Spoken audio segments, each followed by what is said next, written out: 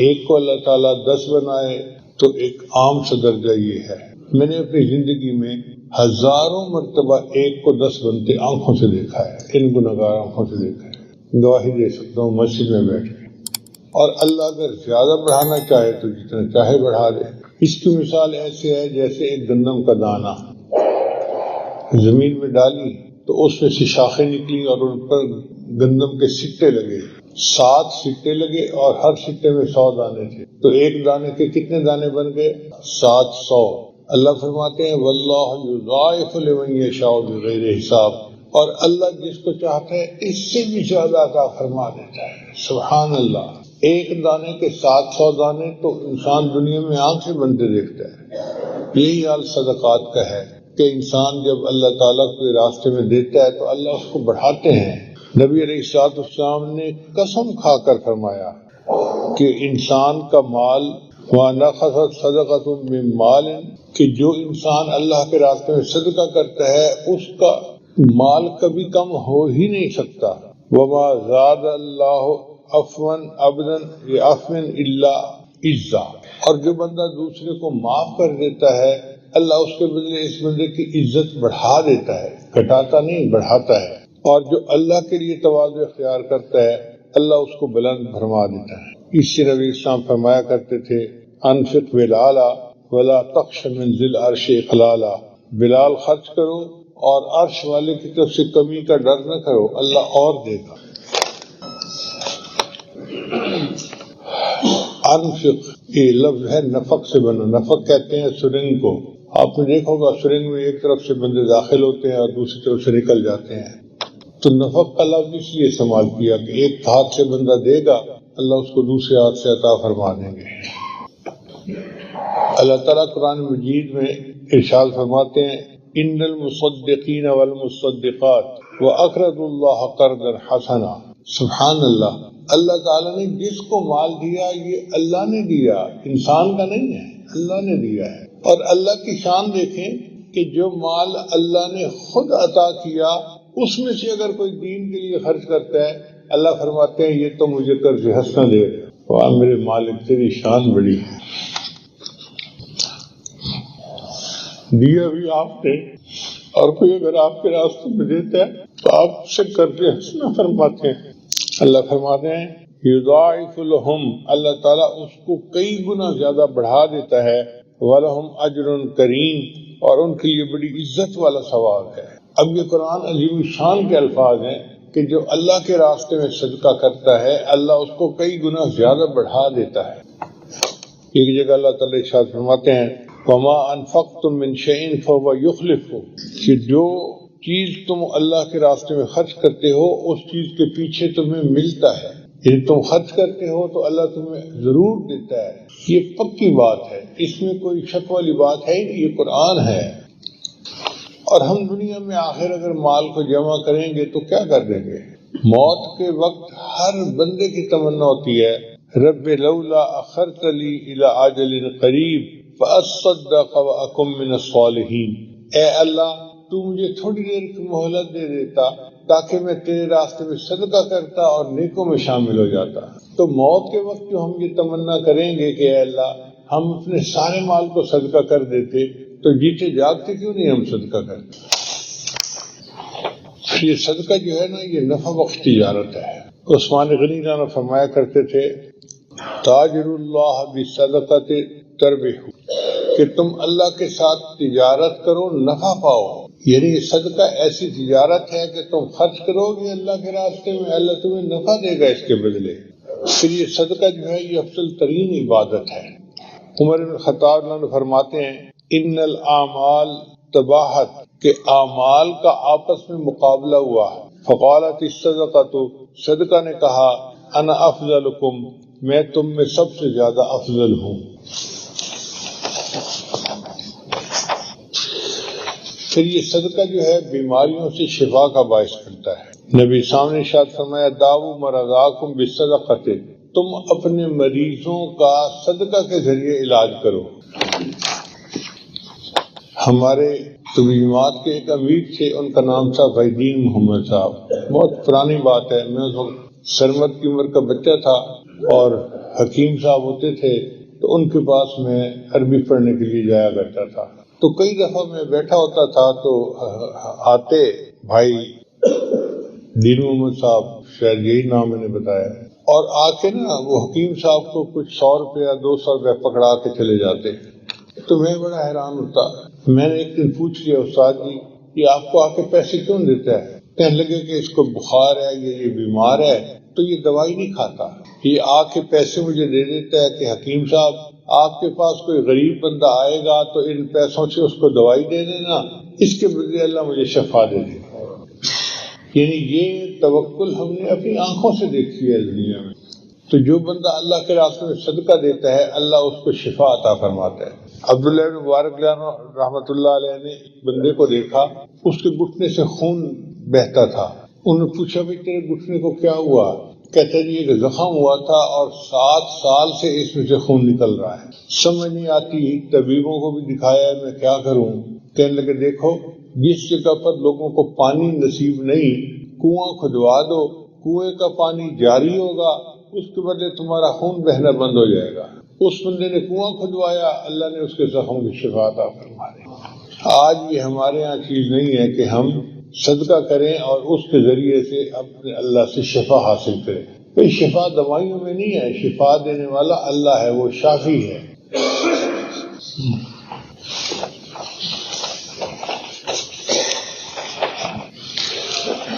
پھر صدقہ انسان کے مال کو پاکیزہ کر دیتا ہے. نبی صاحب نے فرمایا اے تاجرو تم تجارت کرتے ہو تو اس میں سچ اور جھوٹ شامل ہو جاتا ہے. یعنی کچھ ایسی بات کر دی جو ضرورت سے زیادہ تھی تو جھوٹ ہو گیا، اور گاہک بنانے کے لیے کوئی نہ کوئی بات تو کرنی پڑتی ہے تاجروں کو. تو فرمایا کہ اب یہ جو میل ہے نا اس میل کو صدقہ کے ذریعے صاف کر لیا کرو. پھر دوسری بات کہ صدقہ انسان کے دل کو گناہوں سے پاک کر دیتا ہے. یعنی مال بھی پاک ہو گیا اور انسان کا دل بھی صاف ہو گیا. اس سے انسان کو تزکیہ بھی حاصل ہو جاتا ہے. اللہ تعالیٰ اپنے حبیب صلی اللہ علیہ وسلم کو قرآن مجید میں ارشاد فرماتے ہیں اے میرے محبوب صلی اللہ علیہ وسلم خذ من اموالہم صدقۃ تطہرہم وتزکیہم بہا، ان سے صدقات وصول فرمائیے تاکہ ان کے دل پاک ہوں اور ان کا مال صاف ہو جائے. وصلی علیہم، اور میرے محبوب ان کے لیے دعا کیجئے. ان صلاتک سکن لہم، آپ کی دعا ان کو سکون پہنچائے گی. الحمدللہ میں نے اپنی زندگی میں لاکھوں دفعہ تجربہ کیا ہے. کوئی بندہ اللہ کے راستے میں جب خرچ کرتا ہے نا، مسجد میں، مدرسہ میں، طلباء کے لیے، کسی کام کے لیے، میں ضرور اس کے لیے دعا کرتا ہوں، کیونکہ مجھے پتا ہے کہ میں تو اس قابل نہیں ہوں مگر اللہ کا قرآن سچا ہے. جب اللہ کہتے ہیں کہ دعا کرو ان کے دل کو سکون ملے گا تو پھر ہم دعا میں کمی کیوں کریں؟ پھر ان کا نام لے کے دعا کرنا ہم اپنا حق سمجھتے ہیں اور اللہ تعالیٰ قبول فرماتا ہے. پھر صدقہ عمر میں اضافے کا باعث ہے. جو بندہ صدقہ کرتا ہے اللہ اس کو نیکیوں والی اور عافیت والی لمبی زندگی عطا فرماتے ہیں. نبی صلی اللہ علیہ وسلم نے فرمایا ان صدقۃ المسلم تزید فی العمر، کہ مسلم بندے کا صدقہ دینا اس کی عمر میں زیادتی کا باعث ہوتا ہے.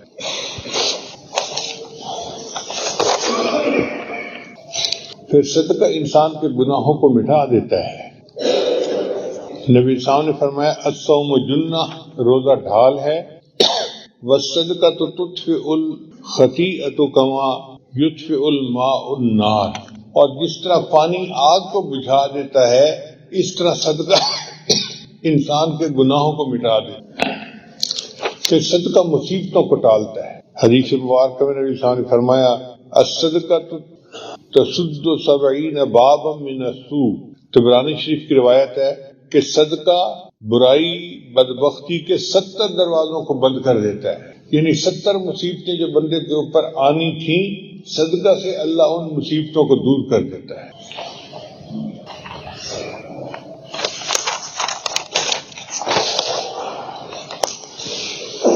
پھر ایک بہت بڑا انعام کہ صدقہ انسان کو بری موت سے بچاتا ہے. نبی صلی اللہ علیہ وسلم نے فرمایا ان الصدقۃ لتطفئ غضب الرب وتدفئ میتۃ السوء، کہ اللہ تعالیٰ کے غضب کو دور کرتا ہے اور بری موت سے بندے کو بچاتا ہے. اب کس بندے کی تمنا نہیں کہ ہم بری موت سے بچ جائیں؟ ہر بندے کی تمنا ہوتی ہے. اس تمنا کو حاصل کرنے کا بہترین طریقہ اللہ کے راستے میں خرچ کرنا. اور یہ بھی ہے کہ ضروری نہیں کہ ہر بندہ لاکھوں روپے خرچ کرے گا. لِيُنْفِقْ ذُو سَعَةٍ مِّن سَعَتِهِ، جس کی جتنی استطاعت ہے وہ اتنا خرچ کرے.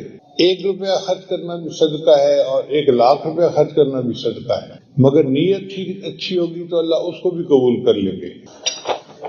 اور صدقہ قیامت کے دن کی بھوک پیاس سے انسان کو بچاتا ہے. نبی اسلام نے ارشاد فرمایا کہ تم میں سے جو مومن کسی مومن کو بھوک کے وقت کھانا کھلاتا ہے، اللہ اس کے بدلے اس کو جنت کا کھانا کھلائے گا. اور تم میں سے جو بندہ مومن کو پیاس کی حالت میں پانی پلاتا ہے، اللہ اس کے بدلے اس کو جنت کی شراب طہور عطا فرمائے گا. اور تم میں سے جو بندہ کسی مومن کے بدن کو ڈھانپ لیتا ہے، یعنی کسی کپڑے پھٹے ہوئے تھے اس کو صاف ستھرے کپڑے بنا کے لیے پہننے کے لیے، اللہ اس کے بدلے اس کو جنت کا لباس پہنائے گا. کتنا سستا سودا ہے کہ ہم اللہ کے راستے میں خرچ کریں اور اللہ اس کے بدلے ہمیں قیامت کے دن کی بھوک پیاس سے محفوظ فرمائے.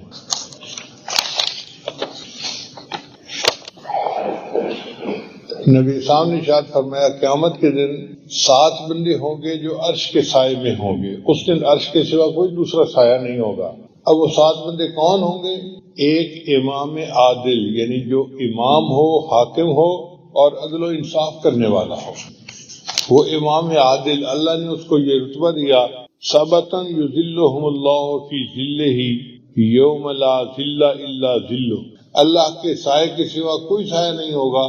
اس دن 7 بندے اللہ کے عرش کے نیچے ہوں گے.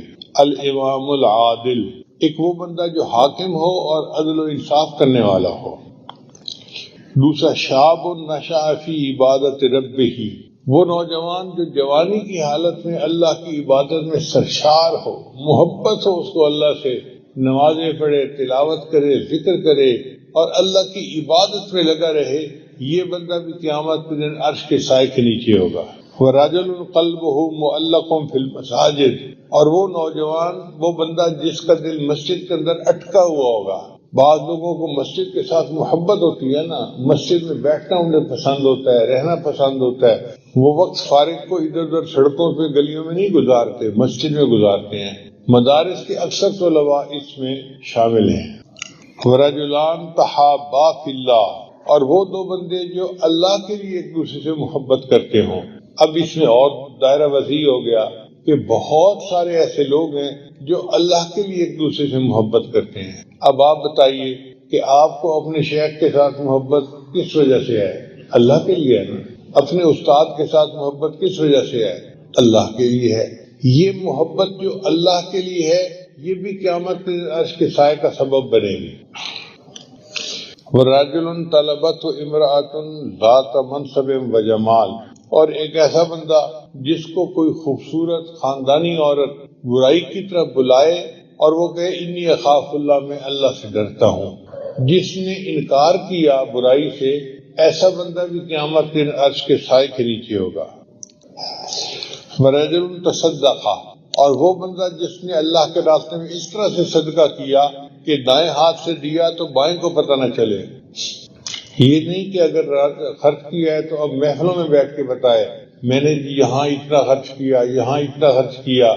اگر انہوں نے واہ واہ کر دی تو صدقے سے ثواب گیا. لا تبطلوا صدقاتکم بالمن والاذى، تو جو اللہ کے راستے میں صدقہ کرے اس طرح کہ کسی کو پتہ ہی نہ چلنے دے.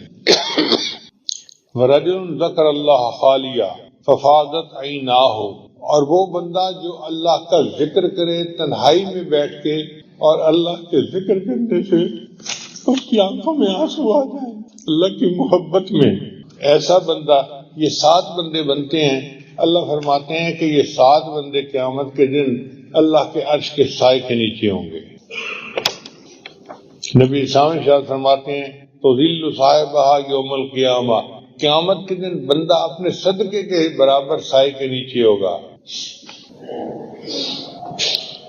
ایک اور حدیث مبارکہ میں نبی صاحب نے ارشاد فرمایا کل امرئ فی ذلہ صدقتہ حتی یفصل بین الناس، ہر بندہ قیامت کے دن اپنے صدقے کے سائے کے نیچے ہوگا حتیٰ کہ انسانوں کا فیصلہ ہوگا.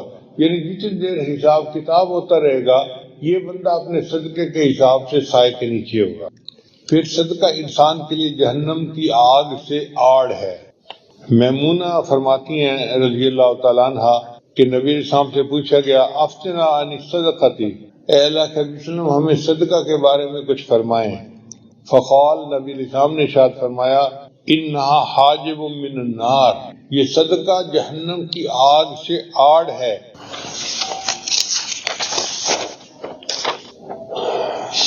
پھر صدقہ 3 بندوں کے لیے اجر کا باعث ہے۔ مثلا ایک عورت نے اپنے گھر سے سائل کو روٹی دی تو ایک تو اس عورت کو ثواب ملے گا جس نے اللہ کے راستے میں سائل کو روٹی دی، ایک اس کے خامن کو ثواب ملے گا جس نے پیسہ کمایا، اور تیسرا جس مرد نے یا جس بچے نے وہ روٹی عورت سے لے کر فقیر تک پہنچائی، اللہ اس کو بھی ثواب عطا فرمائے گا۔ کتنی عجیب بات ہے، صدقہ کرنے پر اللہ تعالیٰ 3 بندوں کی مغفرت فرماتے ہیں۔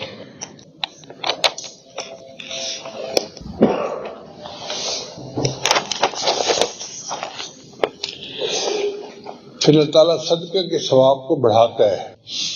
حدیث مبارکہ میں ابو ہریرہ نے اس کے راوی ہیں، فرماتے ہیں کہ جب کوئی بندہ اللہ کے راستے میں ایک کھجور خرچ کرے، اب ایک کھجور کتنی چھوٹی سی ہوتی ہے، تو اللہ تعالیٰ اس کھجور کو اپنے دائیں ہاتھ میں وصول فرماتے ہیں، اور چونکہ اللہ تعالیٰ پاک ہیں لہذا وہ پاک مال کو قبول کرتے ہیں۔ دینے والے نے ایک کھجور صدقے میں دی، اللہ تعالیٰ اس کھجور کو بڑھاتے رہتے ہیں، جس طرح تم اپنے جانور کو پالتے ہو، گائے بھینس کو، اور وہ بڑا ہو جاتا ہے، اللہ اس کھجور کو پالتے ہیں حتیٰ کہ وہ کھجور پہاڑ کے سائز کے برابر ہو جاتی ہے، اور اللہ تعالیٰ اس کے نام اعمال میں کھجور کے پہاڑ کے سائز کے برابر صدقہ کرنے کا ثواب عطا فرما دیتے۔ خرچ کی تھی ایک کھجور اور ثواب ملا پہاڑ کے برابر۔ سبحان اللہ، سبحان اللہ۔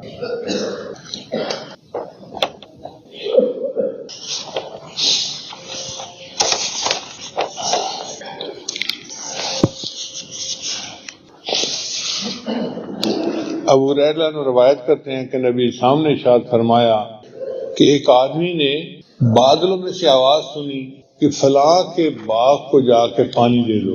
میں اپنی طرف سے بات کر رہا ہوں، عبد الرحمن کے باغ کو پانی دے دو۔ وہ بڑا حیران ہوا، کون عبد الرحمن، اور بادل سے آواز آ رہی ہے۔ تو بادل ایک طرف چلا تو وہ اس بادل کے پیچھے چل پڑا۔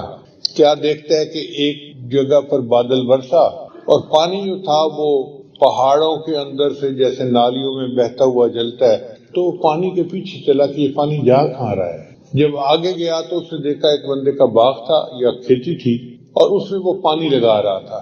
اس سے پوچھا تیرا کیا نام ہے؟ اس نے وہی نام بتایا جو بادل سے اس نے سنا تھا۔ اس نے پوچھا اچھا یہ بتاؤ تمہارا کون سا عمل ایسا ہے کہ اللہ کے یہاں تمہاری اتنی قبولیت ہے؟ اس نے کہا کہ میں اس کھیتی سے جو مال حاصل کرتا ہوں اس کے 3 حصے بناتا ہوں، ایک حصہ اپنے گھر والوں پہ خرچ کرتا ہوں، دوسرا حصہ اللہ کے راستے میں خرچ کر دیتا ہوں، اور تیسرا حصہ اس کھیتی کو بڑھانے کے لیے کھیتی پہ خرچ کر دیتا ہوں۔ تو نبی صاحب نے فرمایا کہ اس کا یہ عمل ایسا تھا کہ اللہ نے بادلوں کو حکم دیا کہ جاؤ اور اس کی کھیتی کو پانی دے کے آؤ۔ جو برانی زمین ہوتی ہے ان کا تو انحصار ہی بادل بارش کے اوپر ہوتا ہے، تو اللہ ان کے رزق میں اس طرح برکت عطا فرما دیتا ہے۔ ایک اور حدیث مبارک ہے، نبی سامنے ارشاد فرمایا یا معاشر النساء تصدقنا، اے عورتوں کی جماعت تم کثرت سے صدقہ کیا کرو، فإنی رأیتکن اکثر اہل النار، میں نے تم میں سے اکثر عورتوں کو جہنم میں جاتے دیکھا ہے۔ قلنا، انہوں نے آگے سے پوچھا فبما یا رسول اللہ، اے اللہ کے رسول ایسا کیوں ہے؟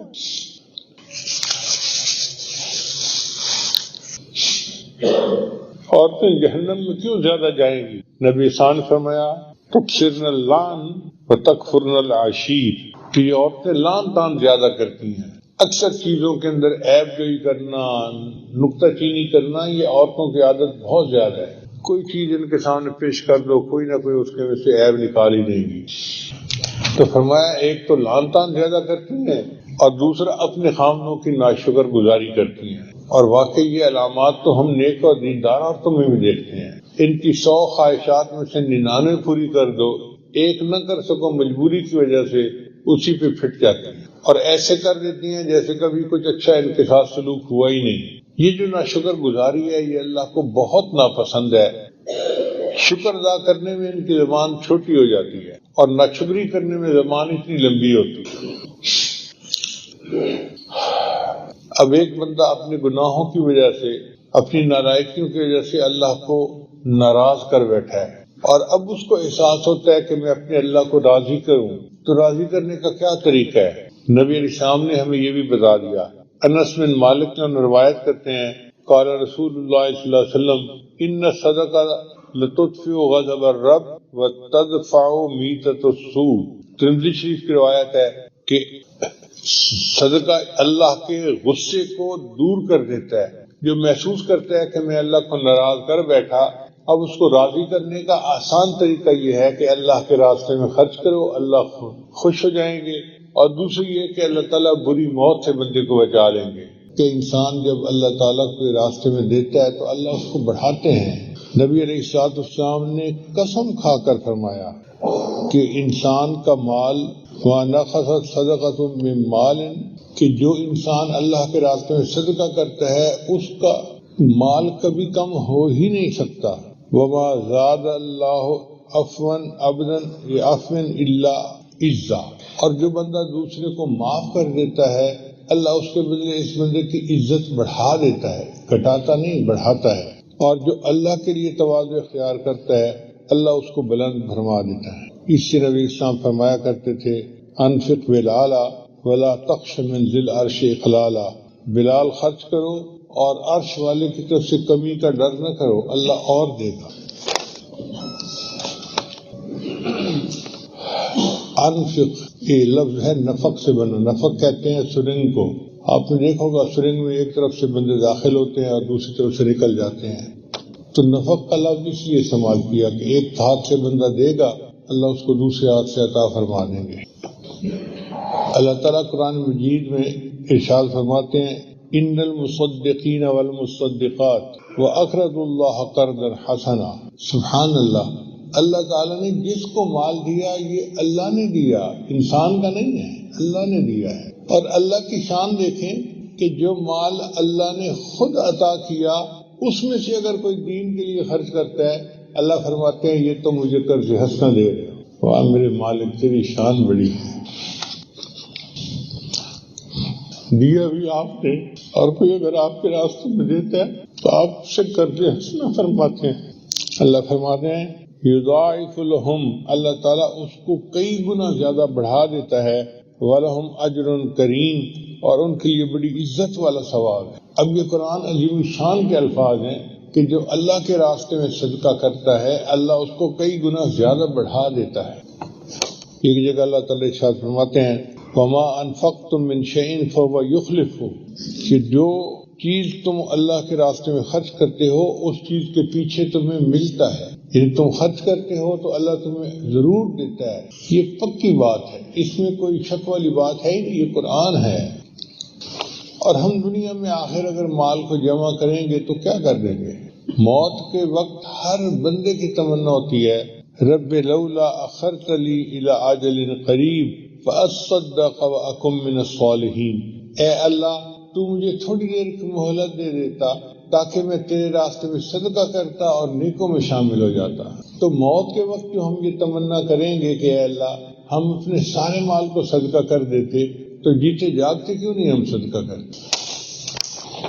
یہ صدقہ جو ہے نا یہ نفع بخش تجارت ہے. عثمان غنی جانا فرمایا کرتے تھے تاجر اللہ بصدقۃ تربح، کہ تم اللہ کے ساتھ تجارت کرو نفع پاؤ. یعنی یہ صدقہ ایسی تجارت ہے کہ تم خرچ کرو گے اللہ کے راستے میں اللہ تمہیں نفع دے گا اس کے بدلے. پھر یہ صدقہ جو ہے یہ افضل ترین عبادت ہے. عمر بن خطاب رضی اللہ عنہ فرماتے ہیں ان الاعمال تباہت، کہ اعمال کا آپس میں مقابلہ ہوا. فقالت الصدقۃ، صدقہ نے کہا انا افضلکم، میں تم میں سب سے زیادہ افضل ہوں.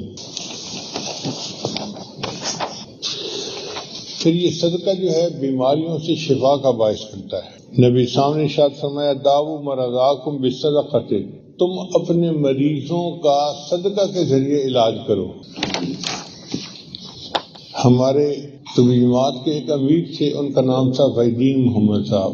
بہت پرانی بات ہے، میں اس وقت سرمت کی عمر کا بچہ تھا اور حکیم صاحب ہوتے تھے، تو ان کے پاس میں عربی پڑھنے کے لیے جایا کرتا تھا.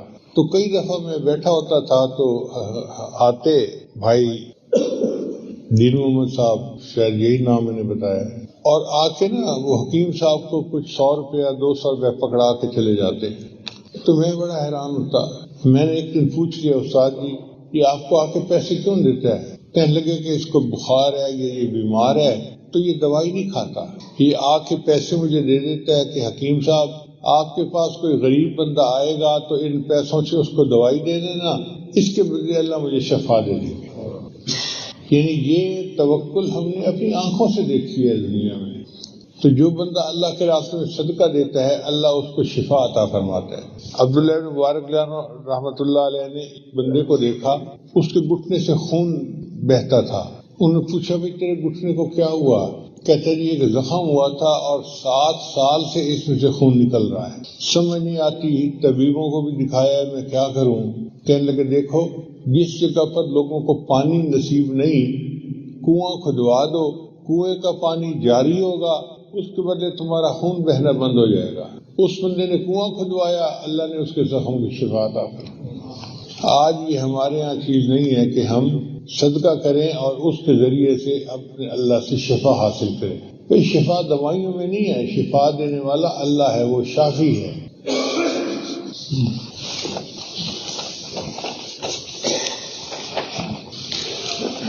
پھر صدقہ انسان کے مال کو پاکیزہ کر دیتا ہے.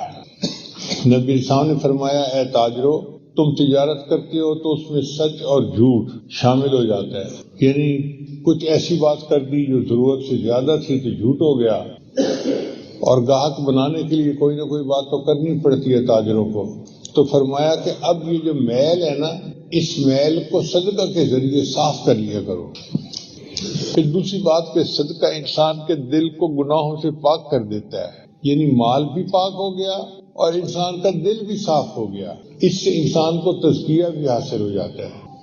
اللہ تعالیٰ اپنے حبیب صلی اللہ علیہ وسلم کو قرآن مجید میں ارشاد فرماتے ہیں اے میرے محبوب صلی اللہ علیہ وسلم خذ من اموالہم صدقۃ تطہرہم وتزکیہم بہا، ان سے صدقات وصول فرمائیے تاکہ ان کے دل پاک ہوں اور ان کا مال صاف ہو جائے. وصلی علیہم، اور میرے محبوب ان کے لیے دعا کیجیے. ان صلاتک سکن لہم، آپ کی دعا ان کو سکون پہنچائے گی. الحمدللہ میں نے اپنی زندگی میں لاکھوں دفعہ تجربہ کیا ہے. کوئی بندہ اللہ کے راستے میں جب خرچ کرتا ہے نا، مسجد میں، مدرسہ میں، طلباء کے لیے، کسی کام کے لیے، میں ضرور اس کے لیے دعا کرتا ہوں، کیونکہ مجھے پتا ہے کہ میں تو اس قابل نہیں ہوں، مگر اللہ کا قرآن سچا ہے. جب اللہ کہتے ہیں کہ دعا کرو ان کے دل کو سکون ملے گا، تو پھر ہم دعا میں کمی کیوں کریں؟ پھر ان کا نام لے کے دعا کرنا ہم اپنا حق سمجھتے ہیں اور اللہ تعالیٰ قبول فرماتا ہے. پھر صدقہ عمر میں اضافے کا باعث ہے. جو بندہ صدقہ کرتا ہے اللہ اس کو نیکیوں والی اور عافیت والی لمبی زندگی عطا فرماتے ہیں. نبی صاحب نے فرمایا ان صدقۃ المسلم تزید فی العمر، کہ مسلم بندے کا صدقہ دینا اس کی عمر میں زیادتی کا باعث ہوتا ہے. پھر صدقہ انسان کے گناہوں کو مٹا دیتا ہے. نبی صاحب نے فرمایا الصوم جنہ، روزہ ڈھال ہے، والصدقۃ تطفئ الخطیئۃ کما یطفئ الماء النار، اور جس طرح پانی آگ کو بجھا دیتا ہے اس طرح صدقہ انسان کے گناہوں کو مٹا دیتا ہے.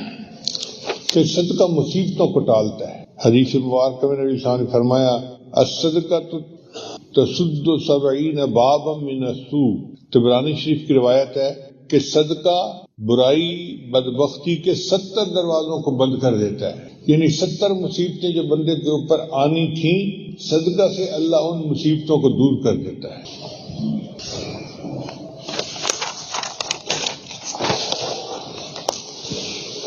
پھر ایک بہت بڑا انعام کہ صدقہ انسان کو بری موت سے بچاتا ہے. نبی صلی اللہ علیہ وسلم نے فرمایا ان الصدقۃ لتطفئ غضب الرب وتدفئ میتۃ السوء، کہ اللہ تعالیٰ کہ غضب کو دور کرتا ہے اور بری موت سے بندے کو بچاتا ہے۔ اب کس بندے کی تمنا نہیں کہ ہم بری موت سے بچ جائیں؟ ہر بندے کی تمنا ہوتی ہے۔ اس تمنا کو حاصل کرنے کا بہترین طریقہ اللہ کے راستے میں خرچ کرنا، اور یہ بھی ہے کہ ضروری نہیں کہ ہر بندہ لاکھوں روپے خرچ کرے گا۔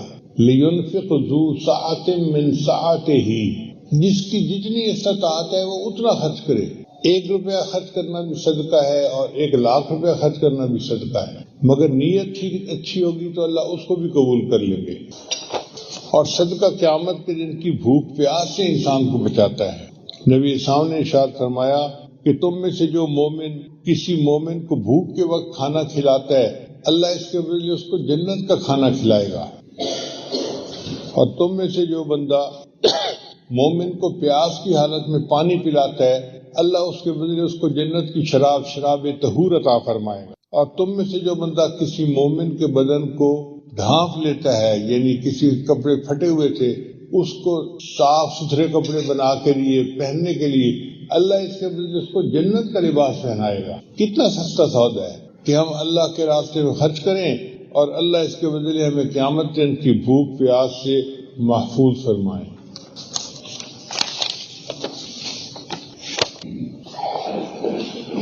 نبی صاحب نے ارشاد فرمایا قیامت کے دن 7 بندے ہوں گے جو عرش کے سائے میں ہوں گے، اس دن عرش کے سوا کوئی دوسرا سایہ نہیں ہوگا۔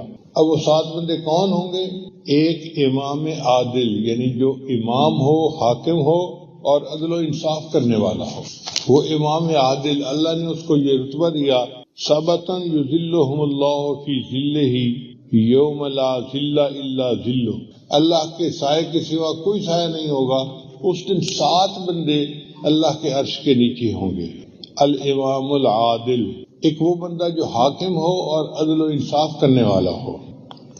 دوسرا شاب نشأ فی عبادت ربہ، وہ نوجوان جو جوانی کی حالت میں اللہ کی عبادت میں سرشار ہو، محبت ہو اس کو اللہ سے، نمازیں پڑھے، تلاوت کرے، ذکر کرے اور اللہ کی عبادت میں لگا رہے، یہ بندہ بھی قیامت کے دن عرش کے سائے کے نیچے ہوگا۔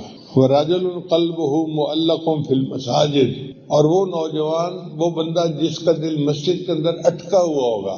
بعض لوگوں کو مسجد کے ساتھ محبت ہوتی ہے نا، مسجد میں بیٹھنا انہیں پسند ہوتا ہے، رہنا پسند ہوتا ہے، وہ وقت فارغ کو ادھر ادھر سڑکوں پہ گلیوں میں نہیں گزارتے، مسجد میں گزارتے ہیں۔ مدارس کے اکثر طلباء اس میں شامل ہیں۔ وَرَجُلَانْ تَحَابَّا فِي اللَّهِ، اور وہ 2 بندے جو اللہ کے لیے ایک دوسرے سے محبت کرتے ہوں۔ اب اس میں اور دائرہ وسیع ہو گیا کہ بہت سارے ایسے لوگ ہیں جو اللہ کے لیے ایک دوسرے سے محبت کرتے ہیں۔ اب آپ بتائیے کہ آپ کو اپنے شیخ کے ساتھ محبت کس وجہ سے ہے؟ اللہ کے لیے ہے نا۔ اپنے استاد کے ساتھ محبت کس وجہ سے ہے؟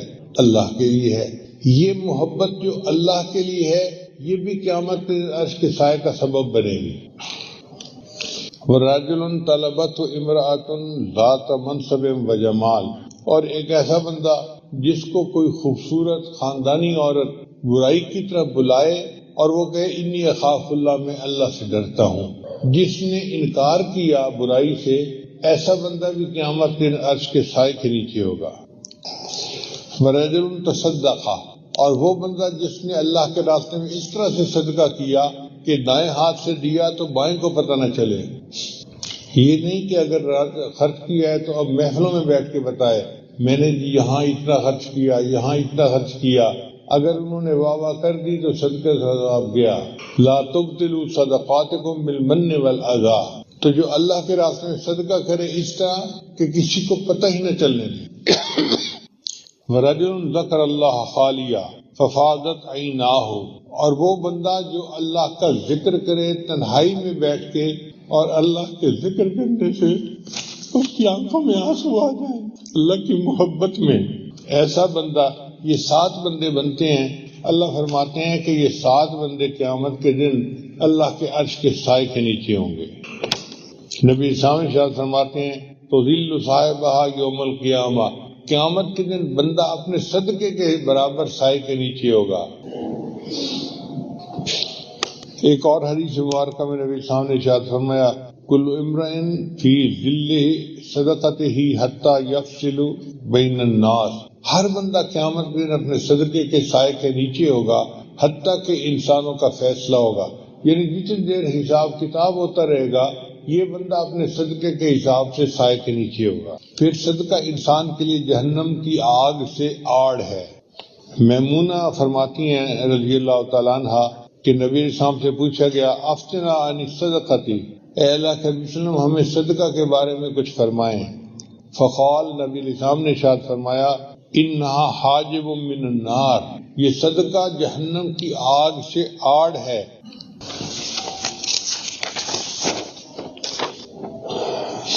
پھر صدقہ تین بندوں کے لیے اجر کا باعث ہے۔ مثلا ایک عورت نے اپنے گھر سے سائل کو روٹی دی تو ایک تو اس عورت کو ثواب ملے گا جس نے اللہ کے راستے میں سائل کو روٹی دی، ایک اس کے خاوند کو ثواب ملے گا جس نے پیسہ کمایا، اور تیسرا جس مرد نے یا جس بچے نے وہ روٹی عورت سے لے کر فقیر تک پہنچائی اللہ اس کو بھی ثواب عطا فرمائے گا۔ کتنی عجیب بات ہے، صدقہ کرنے پر اللہ تعالیٰ تین بندوں کی مغفرت فرماتے ہیں۔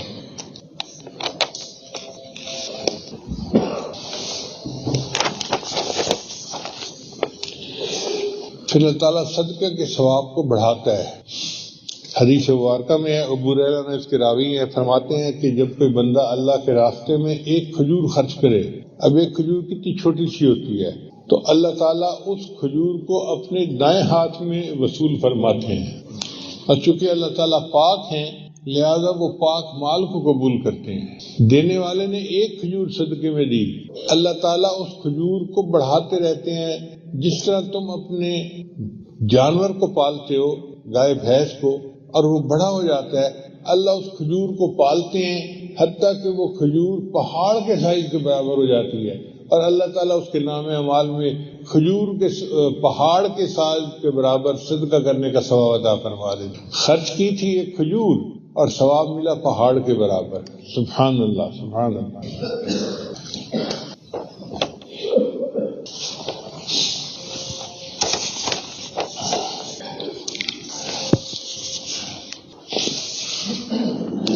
ابو ہریرہ نے روایت کرتے ہیں کہ نبی اسلام نے ارشاد فرمایا کہ ایک آدمی نے بادلوں میں سے آواز سنی کہ فلاں کے باغ کو جا کے پانی دے دو۔ میں اپنی طرف سے بات کر رہا ہوں کہ عبد الرحمن کے باغ کو پانی دے دو۔ وہ بڑا حیران ہوا، کون عبد الرحمن، اور بادل سے آواز آ رہی ہے۔ تو بادل ایک طرف چلا تو وہ اس بادل کے پیچھے چل پڑا۔ کیا دیکھتا ہے کہ ایک جگہ پر بادل برسا اور پانی جو تھا وہ پہاڑوں کے اندر سے جیسے نالیوں میں بہتا ہوا جلتا ہے، تو پانی کے پیچھے چلا کہ یہ پانی جا کہاں رہا ہے۔ جب آگے گیا تو اس نے دیکھا ایک بندے کا باغ تھا یا کھیتی تھی اور اس میں وہ پانی لگا رہا تھا۔ اس نے پوچھا تیرا کیا نام ہے؟ اس نے وہی نام بتایا جو بادل سے اس نے سنا تھا۔ اس نے پوچھا اچھا یہ بتاؤ تمہارا کون سا عمل ایسا ہے کہ اللہ کے یہاں تمہاری اتنی قبولیت ہے؟ اس نے کہا کہ میں اس کھیتی سے جو مال حاصل کرتا ہوں اس کے 3 حصے بناتا ہوں، ایک حصہ اپنے گھر والوں پہ خرچ کرتا ہوں، دوسرا حصہ اللہ کے راستے میں خرچ کر دیتا ہوں، اور تیسرا حصہ اس کھیتی کو بڑھانے کے لیے کھیتی پہ خرچ کر دیتا ہوں۔ تو نبی صاحب نے فرمایا کہ اس کا یہ عمل ایسا تھا کہ اللہ نے بادلوں کو حکم دیا کہ جاؤ اور اس کی کھیتی کو پانی دے کے آؤ۔ جو برانی زمین ہوتی ہے ان کا تو انحصار ہی بادل بارش کے اوپر ہوتا ہے، تو اللہ ان کے رزق میں اس طرح برکت عطا فرما دیتا ہے۔ چوتھا عمل ہے دین کی خاطر ہجرت کرنا۔ چنانچہ جو بندہ دین کے لیے ہجرت کرتا ہے اللہ تعالیٰ اس کے رزق میں برکت عطا فرما دیتا ہے۔ نبی اسلام نے ارشاد فرمایا وَمَن يُهَاجِرْ فِي سَبِيلِ اللَّهِ، اللہ تعالیٰ قرآن مجید میں فرماتے ہیں وَمَن يُهَاجِرْ فِي سَبِيلِ اللَّهِ يَجِدْ فِي الْأَرْضِ مُرَاغَمًا كَثِيرًا وَسَعَةً، جو اللہ کے راستے میں ہجرت کرے گا اسے جائے پناہ بھی ملے گی اور اس کے رزق میں وسعت بھی ہوگی۔ 5ویں کنجی ہے تقوی اختیار کرنا۔ اللہ تعالیٰ قرآن مجید میں فرماتے ہیں وَلَوْ أَنَّ أَهْلَ الْقُرَىٰ آمَنُوا وَاتَّقَوْا، اگر بستی دیسوں والے ایمان لاتے اور تقوی کو اختیار کرتے لَفَتَحْنَا عَلَيْهِمْ بَرَكَاتٍ مِّنَ السَّمَاءِ، ہم ان پر آسمان سے برکتوں کے دروازے کھول دیں۔ تو تقوی ہے جس کی وجہ سے ہمیشہ برکتیں نازل ہوتی ہیں۔ ایک جگہ اللہ تعالیٰ ارشاد فرماتے ہیں وَمَن يَتَّقِ اللَّهَ يَجْعَل لَّهُ مَخْرَجًا وَيَرْزُقْهُ مِنْ حَيْثُ لَا يَحْتَسِبُ، جو تقوی اختیار کرتے ہیں اللہ تعالیٰ اس کے لیے ایک مخرج بنا دیتے ہیں اور اس کو ایسی طرف سے رزق دیتے ہیں جس کا اس کو وہم و گمان ہی نہیں ہوتا۔ سفیان ثوری رحمۃ اللہ فرمایا کرتے تھے اتق اللہ فما رأیت تقیا محتاجا، تقوی اختیار کرو، میں نے کسی متقی کو کبھی محتاج نہیں دیکھا۔ پی ایچ ڈی ڈاکٹر جو دنیا کے پڑھے لکھے ہوتے ہیں ہم نے ان کو محتاج دیکھا ہے، ہم نے ان کو در بدر ٹھوکریں کھاتے دیکھا ہے، لیکن ہم نے کبھی کسی متقی بندے کو محتاج نہیں دیکھا، اس لیے کہ اللہ ان کے لیے رزق کے دروازے کھول دیتا ہے۔ امام مسلم رحمۃ اللہ علیہ کا مشہور واقعہ ہے کہ ان کی موت کا سبب بنا مطالعہ کر رہے تھے اور 7 کھجوریں کھا رہے تھے، تو زیادہ کھجوریں کھانے کی وجہ سے ان کی موت آ گئی۔ تو متقی لوگوں کی موت زیادہ کھانے سے تو آئی، بھوک پیاس سے نہیں آئی۔ اگلی کنجی رزق کی ہے کثرت عبادت۔ نبی علیہ السلام نے ارشاد فرمایا یا ابن آدم، اے ابن آدم تفرغ لعبادتی، حدیث قدسی ہے، اللہ فرماتے ہیں اے ابن آدم میری عبادت کے لیے فارغ ہو جا، املا صدر کا غنا، میں تیرے سینے کو غنا سے بھر دوں گا، واسد فقر کا، اور تیرے فقر کو بند کر دوں گا، ختم کر دوں گا۔ تو کثرت عبادت سے اللہ تعالیٰ رزق میں فراخی دے دیتے ہیں اور فقر فاقہ کو ختم کر دیتے ہیں۔ دیکھیے ایک ہوتا ہے عام گھوڑا، وہ 20-25 ہزار کا مل جاتا ہے، اور ایک ہوتا ہے دوڑ میں فرسٹ آنے والا گھوڑا، وہ لاکھوں کروڑوں کا بکتا ہے۔ اب لاکھوں کروڑوں والا گھوڑا جو اس کے مالک سے کوئی گھوڑا مانگے کہ جی مجھے گھوڑا دو، میں نے گدے گاڑی میں استعمال کرنا ہے، تو مسکرائے گا کہ میرا ریکارڈ قائم کرنے والا گھوڑا گدے گاڑی کے لیے نہیں بنا۔ اسی طرح جو تقوی اختیار کرنے والا بندہ ہوتا ہے وہ دوڑنے والے گھوڑے کی مانند ہوتا ہے، اللہ تعالیٰ اس کو دنیا کی گدا گاڑی میں استعمال نہیں فرماتے، اللہ تعالیٰ اس کو رزق عطا فرماتے۔ پھر 7ویں کنجی رزق کی کثرت سے عمرہ کرنا، حج کرنا۔ نبی علیہ السلام نے فرمایا وما امعر حاج قط، کثرت سے حج اور عمرہ کرنے والا محتاج نہیں ہوتا، یعنی حج اور عمرہ کی وجہ سے اللہ تعالیٰ رزق میں برکت دے دیتے ہیں اور بندہ محتاج نہیں ہوتا۔ 8ویں کنجی رزق بڑھانے کی، اس کو کہتے ہیں صلہ رحمی۔ صلہ رحمی کا مطلب ہوتا ہے اپنے رشتہ داروں کے ساتھ اس نے سلوک کرنا، اچھا تعلق رکھنا۔ ابو ہریرہ روایت کرتے ہیں کہ نبی صلی اللہ علیہ وسلم نے ارشاد فرمایا من احب ان یزاد فی عمرہ و یزاد فی رزقہ فلیصل رحمہ، بخاری شریف کی روایت ہے کہ جو بندہ چاہے کہ میری عمر زیادہ ہو اور میرا رزق زیادہ ہو، اس کو چاہیے کہ رشتہ دار کے ساتھ اچھا سلوک روا رکھے۔ آج رزق کی تنگی کا شفا تو کرتے ہیں، بھائی بہن سے نہیں بولتا، بہن بھائی سے نہیں بولتی، بھائی بھائی آپس میں نہیں بولتے، حتیٰ کہ ایک دوسرے کے گھر کا کھانا نہیں کھاتے جی کسی نے کچھ کر نہ دیا ہو، کسی نے کچھ ملا نہ دیا ہو، پڑھ نہ دیا ہو، خامن پہ اثر نہ ہو جائے، کہیں پھوپھو سے لڑائی اور کہیں چچی سے لڑائی۔ تو یہ جو صلہ رحمی کو ہم توڑتے ہیں، اللہ نے تو جوڑنے کا حکم دیا وَيَقْطَعُونَ مَا أَمَرَ اللَّهُ أَن يُوصِلَ، جس کو اللہ نے جوڑنے کا حکم دیا اسے ہم توڑتے ہیں، اس کی وجہ سے پھر ہمارے گھروں کے اندر بے برکتیاں ہوتی ہیں اور رزق تنگ ہو جاتا ہے۔ ترمذی شریف کی روایت ہے من سرہ ان یمد لہ فی عمرہ، جسے یہ بات اچھی لگے کہ اس کی عمر بڑی ہو، ویوسع لہ فی رزقہ، اور اس کے رزق کو اللہ تعالیٰ کھلا کر دے، وتدفع عنہ میتۃ السوء، اور اسے بری موت سے اللہ بچا لے، اسے چاہیے کہ وہ اللہ سے ڈرے اور صلہ رحمی کرے، یعنی تقوی اختیار کرے اور صلہ رحمی کرے، اللہ بری موت سے بھی نجات عطا فرمائیں گے اور اس کے رزق میں برکتیں بھی عطا فرمائیں۔ پھر رزق کی جو نویں کنجی ہے وہ ہے کمزوروں کے ساتھ اس کے سلوک۔ ہر بندہ صحت مند نہیں ہوتا کہ کما سکے، کئی دفعہ لوگ کمزور ہوتے ہیں، بیمار ہوتے ہیں، تو ان کا بوجھ اٹھانا پڑتا ہے۔ آج کل کے نوجوانوں کو ماں باپ بوڑھے ہیں تو ان کا بوجھ اٹھانا مشکل لگتا ہے۔ بیوی کہتی ہے جی کہ میرا خامن کی کمائی ہے تو ماں باپ پہ خرچ کیوں کرے؟ بھئی ہمیں مل ہی ماں باپ کی وجہ سے رہا ہے۔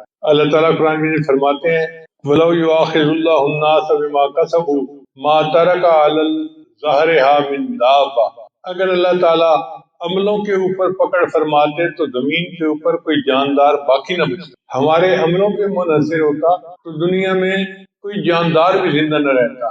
اب اللہ ہمیں رزق کیوں دیتے ہیں کہ ہم آگے کمزوروں کا بوجھ اٹھاتے ہیں۔ اس لیے یہ جو ہوتا ہے نا دوسروں پہ خرچ کرنا اور اللہ کے لیے خرچ کرنا، اس سے انسان کے رزق میں برکتیں آتی ہیں۔ رزق کی 10ویں کنجی ہے اللہ پر توکل کرنا۔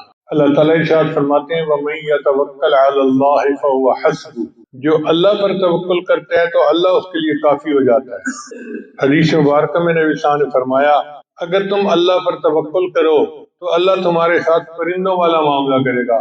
پرندے اپنے گھر سے خالی پیٹ نکلتے ہیں، شام واپس لوٹتے ہیں تو ان کا پیٹ بھرا ہوا ہوتا ہے، اور ہمارا معاملہ الٹ ہے. ہم کھا پی کے گھر سے نکلتے ہیں، شام کو آتے ہیں تو شور مچایا ہوتا ہے، بیوی بھوک لگی ہے جلدی کھانا دو. حالانکہ ہمارا پیٹ تو ہے ہی بہت چھوٹا، جتنی مرضی روٹیاں پڑی ہو بندہ 2 روٹی سے زیادہ نہیں کھا پاتا.